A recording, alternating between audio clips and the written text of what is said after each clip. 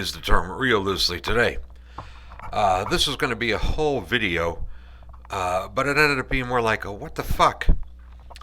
Take a look at this picture of this motorcycle. Take a look at the square on the floor next to it. Notice the bike is leaning, but it ain't leaning on the kickstand. How in the hell it's leaning to the right and not falling over beats the hell out of me.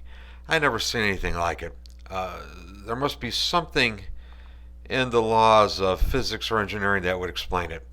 What that explanation is, I don't know. Wait a minute. Something else comes to mind. Uh-oh, look at this.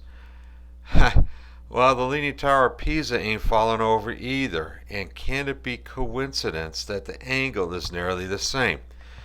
Oh well, beats the hell out of me. I am out of here. Thanks for watching. Oh, and by the way, the next video is going to be really interesting.